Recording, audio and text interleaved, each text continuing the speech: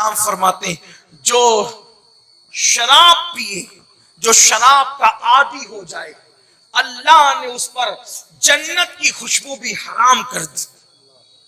जो शख्स शराब का आदी हो जाए, नशे का आदी हो जाए, ये कबीरा गुनाहों में से, अल्लाह ने उस पर जन्नत की खुशबू भी हराम कर दी।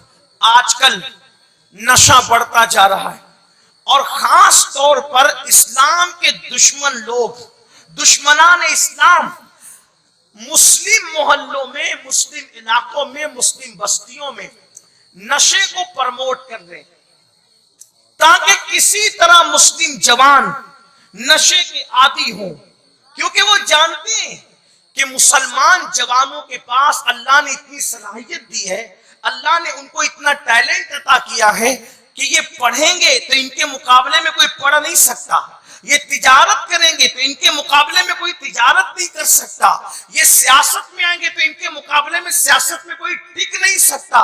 ये बात है मुसलमानों, इसलिए आज हमारे जवानों को नशे का आदी बनाया जाता है। कहीं पर गोलियां बेची जा रही है, कहीं गांजा बेचा जा रहा है, कहीं चरस बेचा जा रहा है, कहीं शराब बेचा जा रहा है, कहीं एमडी का नशा हो रहा है, कहीं पर माज़अल्लाह हेरोइन का नशा हो रहा है।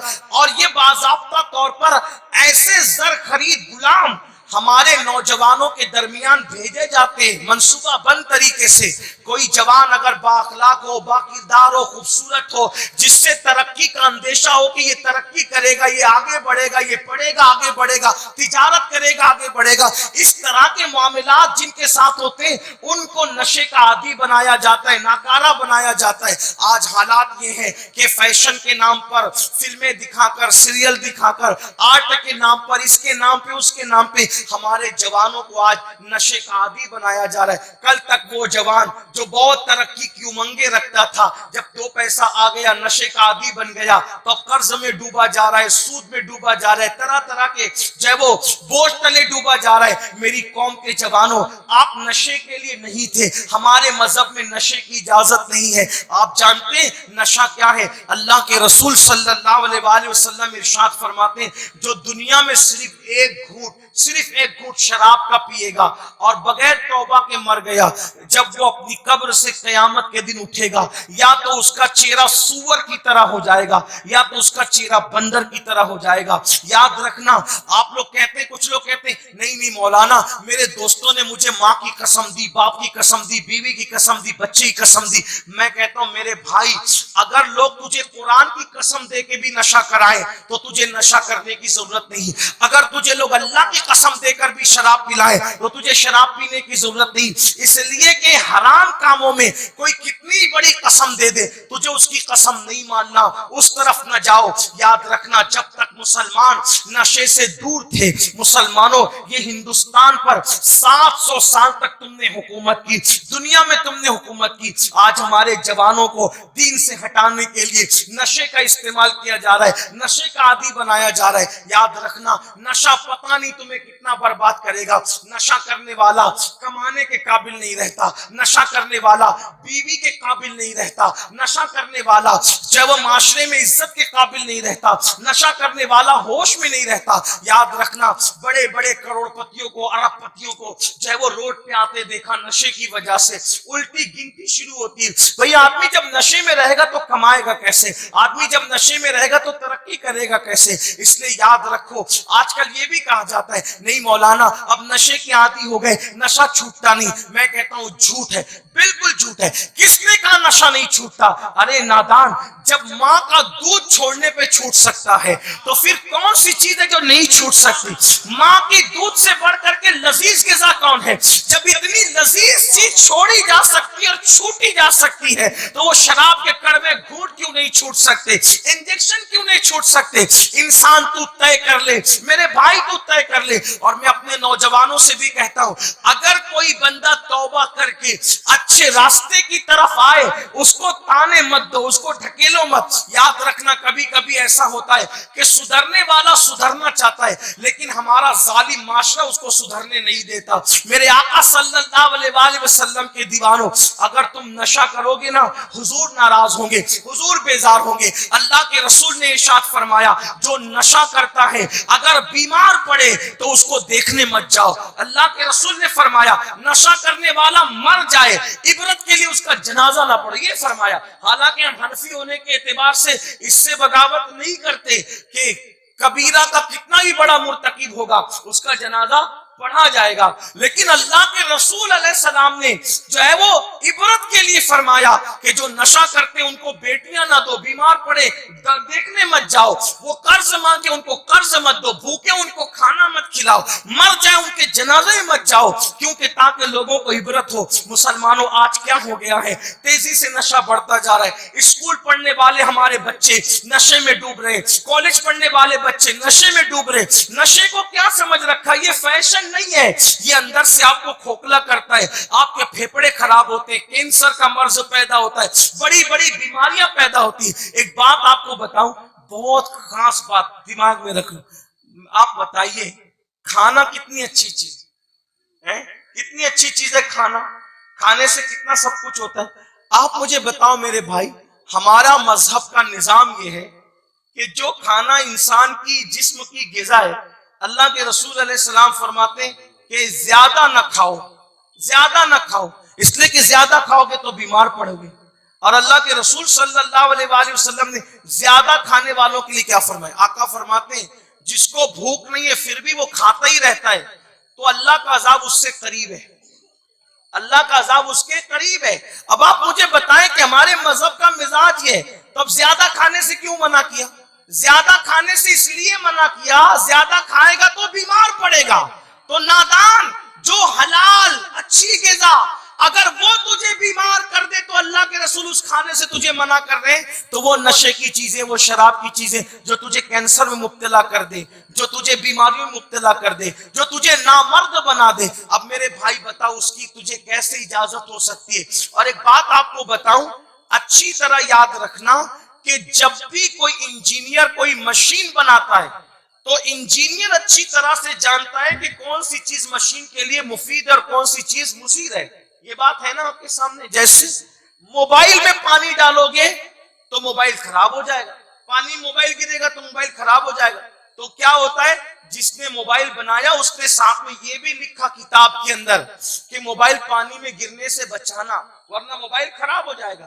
اسی طرح جس نے کار بنائی اس نے یہ بھی ساتھ میں لکھ کر کے دیا انجینئر نے کہ اس میں ڈیزل ڈالو گے تو چلے گی، پیٹرول پہ نہیں چلے گی، پیٹرول ڈالو گے تو چلے گی، ڈیزل ڈالو گے تو خراب ہو جائے گی، مٹی کا تیل راکٹ ڈالو گے تو انجن بھسٹ ہو جائے گا۔ یہ سب اس نے لکھا کہ نہیں لکھا؟ کس نے لکھا؟ انجینئر نے لکھا، اپنی کتاب میں لکھا۔ کیوں؟ میں نہیں لکھ سکتا، یہ نہیں لکھ سکتے، یہ نہیں لکھ سکتے، کیونکہ مشین بنانے والا انجینئر زیادہ جانتا ہے کہ میری بنائی ہوئی مشین کو کیا مفید ہے کیا مضر ہے۔ کسی مذہب میں اتنی تفصیل نہیں ملے گی جتنی مذہب اسلام میں ملے گی۔ کیوں؟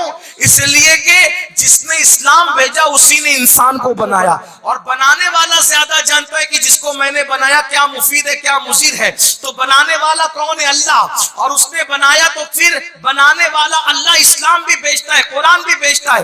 تو جو ہماری صحت کے لیے مفید تھا وہ ہمارے لیے حلال کر دیا، جو ہمارے لیے مضر تھا وہ ہمارے لیے حرام کر دیا۔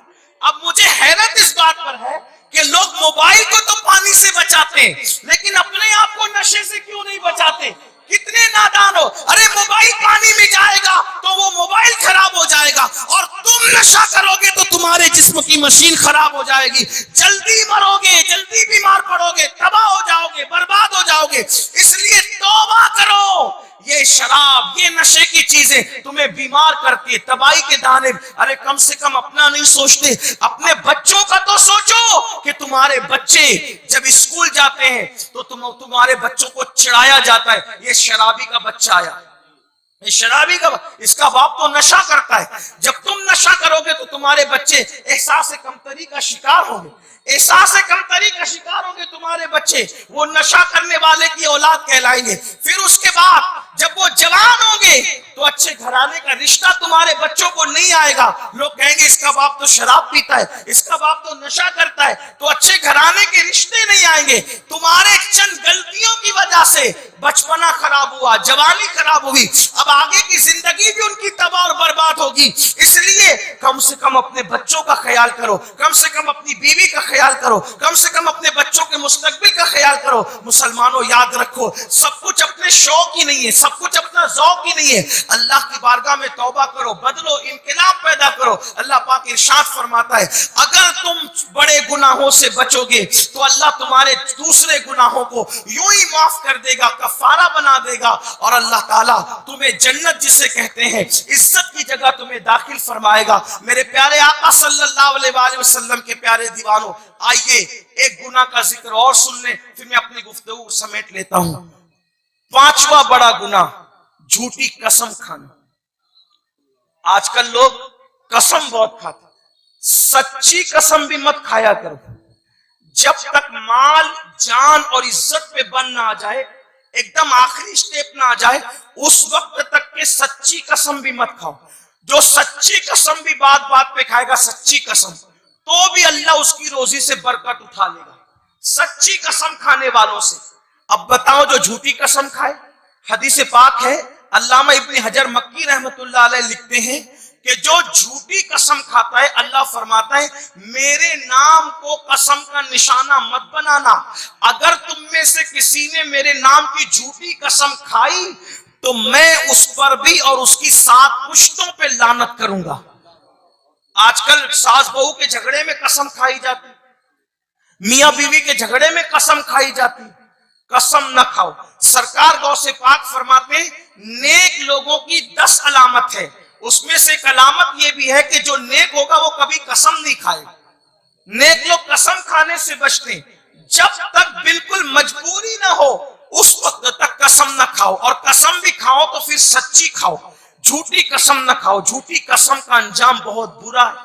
جھوٹی قسم پر اللہ نے لعنت فرمائی ہے, اور بلکہ 7 پشتوں تک لعنت کا اعلان فرمایا ہے. اس لیے جھوٹی قسم نہ کھاؤ. اللہ اکبر, کیا حال ہو گیا لوگوں کا.